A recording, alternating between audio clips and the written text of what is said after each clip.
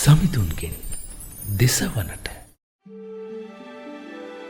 එසකියල් දිවැප්‍රසාදිතුමාගේ පොතෙන්ගත් පාඨයකි. මම නුඹ අතිශයින්ම සෝභමාන රැජිනක් බවට පත් කෙලෙම්. නැවතත් සමිදානන් වහන්සේ මට කතා කොට මෙසේ වදාළසේක. මනුෂ්‍ය පුත්‍රය, ජෙරුසලමට ඇගේ පිළිකුල් ක්‍රියා දන්වමින් මෙසේ කියන්න. මහෝත්තම දෙවි ස්වාමින් වහන්සේ ජෙරුසලමට මෙසේ වදාරනසේක.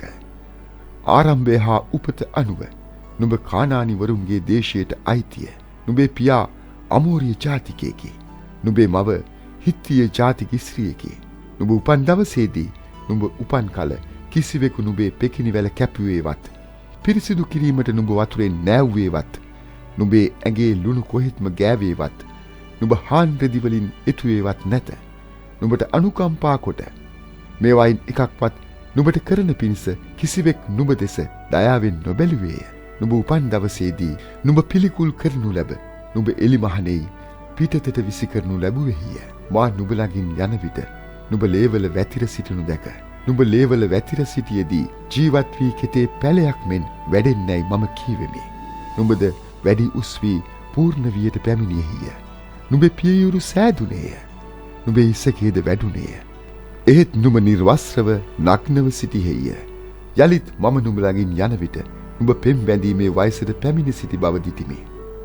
මම මාගේ වස්ත්‍රය නුඹ පිට අතුරා නුඹේ නිර්වස්ත්‍රකම වසා නුඹට දිවුරුන් දී නුඹ සමග ගිවිසුමක් කර නුඹද මට අයිති වූෙහි යැයි මහෝත්තම දෙවි ස්වාමින් වහන්සේ වදාළසේක. එවිට මම නුඹ වතුරෙන් නාවා. නුඹේ සිරුරෙන් ලේ සෝදා හැර නුඹ තෙලින් ආලේප කළෙමි. විසිතුරු වැඩ දැමූ වස්ත්‍ර මම නුඹට පළඳවා කදිම හම් පාවහන් නුඹට තමා සිහින් හනරෙදි පිළියෙන් වසා පටරෙදි වලින් නුඹ සැරසුවෙමි.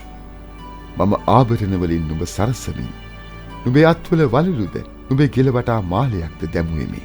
නුඹේ නාසයේ ආභරණයක්ද, නුඹේ කන්වල කුණ්ඩාභරණද, නුඹේ හිසේ අලංකාර ඔටුන්නක්ද තැබුවෙමි.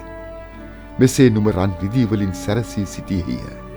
නුඹේ වස්ත්‍ර සිහින් හන රෙදි වලින් හා විසිතුරු දුහුල් රෙදි වලින් විය. නුඹ සිහින් පිටිද මී පැණිද තෙල්ද කෑවෙහිය.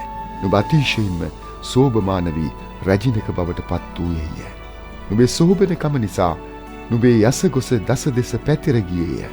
මක් නිසාද මා නුඹ කෙරෙහි තැබූ මාගේ තේජස නිසා නුඹේ සෝභමානකම පරිපූර්ණ විය. මහෝත්තම දෙවි ස්වාමින් වහන්සේ මෙසේ වදාරනසේක.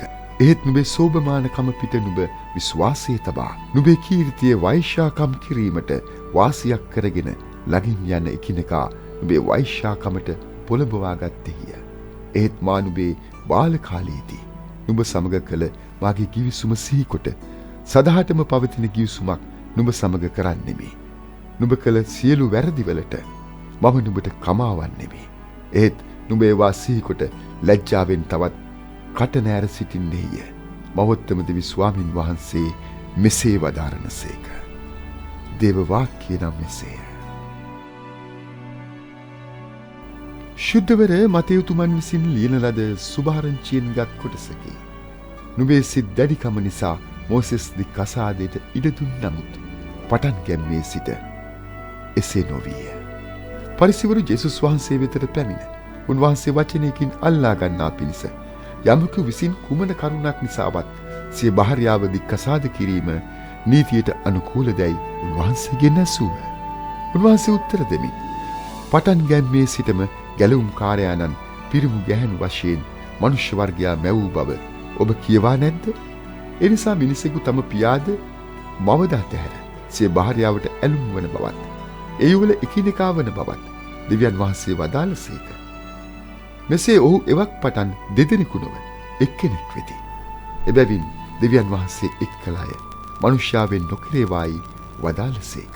ඔහු කතා කොට එසේ වී නම් දිකසාද සහතිකයක් දී ඇය අත්හරින්නට මෝසෙස් අනකලේ මන්දැයි උන්වහන්සේගෙන් ඇසූහ. උන්වහන්සේ පිළිතුරු දෙමින් මෝසෙස් ඔබගේ භාර්යාවන් දිකසාද කිරීමට අවසර දුන්නේ ඔබගේ සිත් දැඩිකම නිසාය. ඒත් පටන් ගැන්මේ සිට එසේ නොවී යයි ඔහුට වදාළසේක. තව දුරටත් මම ඔබට මෙසේ කියමි. වෛශ්‍යාකම නිසා මිස අන් හේතු නිසා තම භාර්යාව දිකසාද කොට වෙන ස්ත්‍රීක සරණ පාවා ගන්න කවරෙක් නමුත් කාමමිත්‍යාචාරය කරන්නේය. දික්කසාද කරනු ලැබූ ඒ ස්ත්‍රිය විවාහ කරගන්නාද කාමමිත්‍යාචාරය කරන්නේය. ශ්‍රාවකයෝ උන්වහන්සේට කතා කොට ස්ත්‍රිය හා පුරුෂයා අතර සම්බන්ධය මෙසේ නම් විවාහ නොවී සිටීම වඩා හොඳ යයි කීය. ඒත් උන්වහන්සේ ඔවුන්ට කතා කරමින් දේව වරමක් ලැබූ අයට මිස හැම දිනාටම මේ ප්‍රතිපත්තිය පිළිපැදිය නොහැකිය. මන්ද උත්පත්තියෙන්ම විවාහ විය නොහැකි අය සිටිති. මනුෂ්‍ය බලපෑම නිසා විවාහ විය නොහැකි අයද සිටිති. ස්වර්ග රාජ්‍ය අරඹයා සිය කැමැත්තෙන්ම විවාහ නොවන අයත් සිටිති. මේ තත්ත්වය පිළිගන්නට හැකි තැනැත්තේ පිළිගනිත්වායි වදාළසේක. සමිදානන් වහන්සේගේ සුභාරංචිය නම් මෙසේය.